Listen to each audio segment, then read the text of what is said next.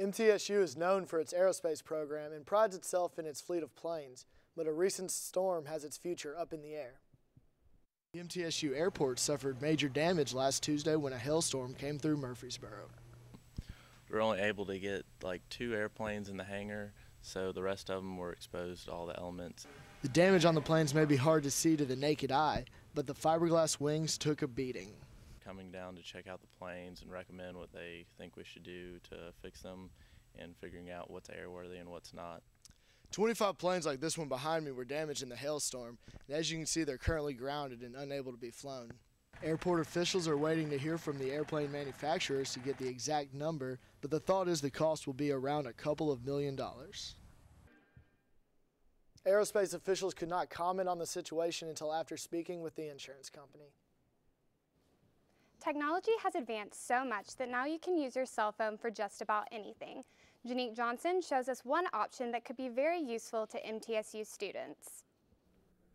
Yes, Amber, and these days, students at MTSU, these days there's an app for everything.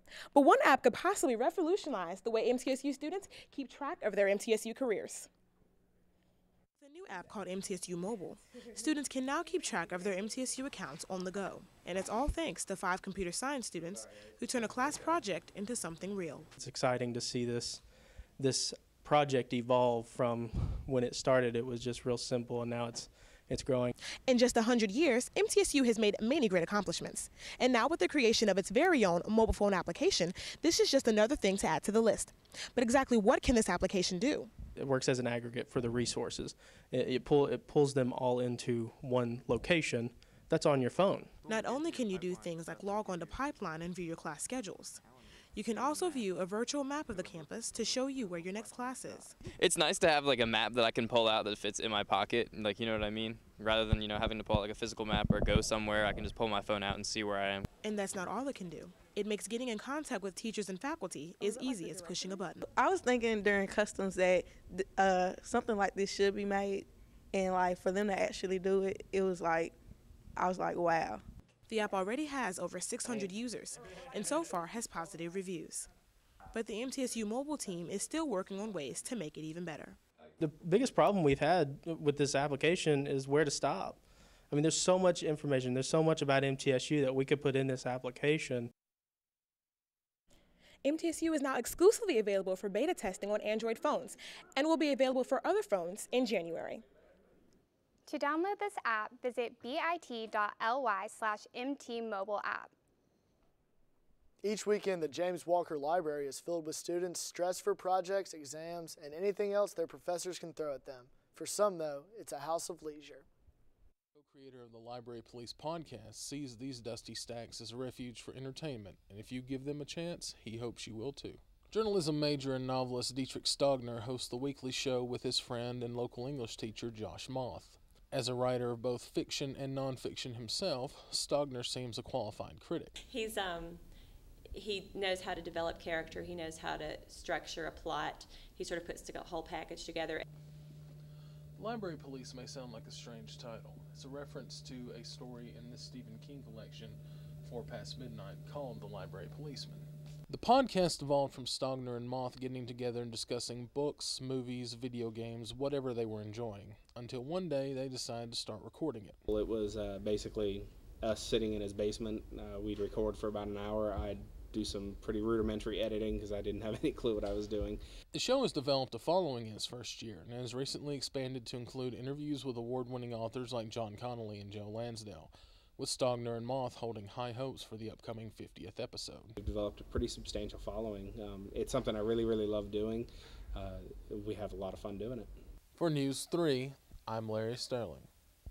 The Library Police is available on iTunes, while Android users can get a show app, or you can visit librarypolice.net. Speaking of the iPod, it celebrated its 10th birthday Saturday. Apple released the first model, which only had 5 gigabytes of storage, October 23, 2001.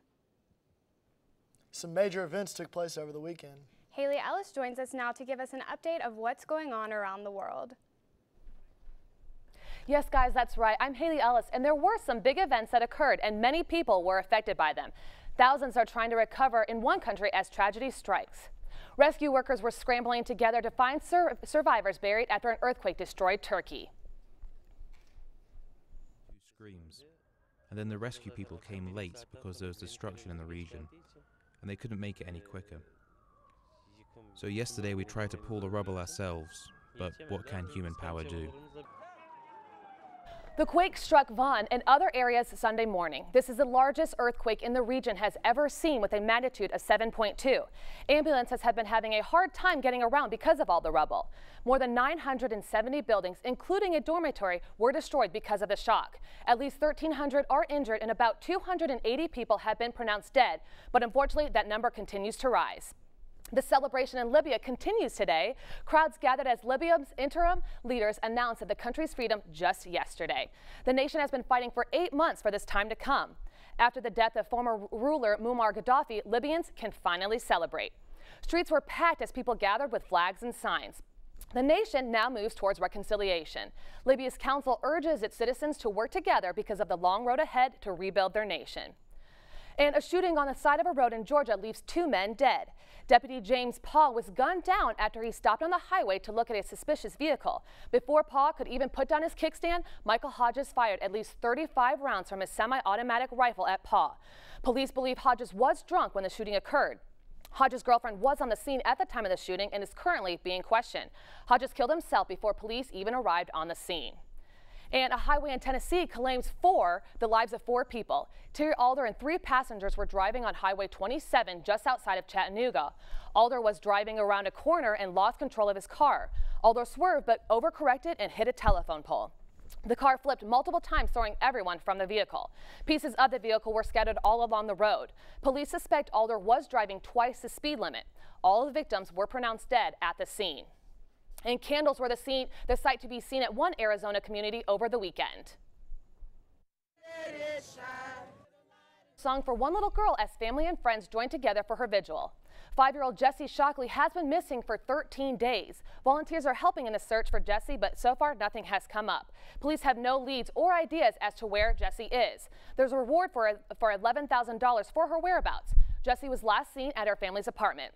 Well, I'm Haley Ellis for your national news update. Be sure to tune in to EMC News 3 for more updates on these stories in the future. Back to you guys at the desk. When we return, Janique is back at the studio with us to take a look at the upcoming weather this week. Plus, I found out how some students may face difficulties when voting next year. Those stories in sports coming up.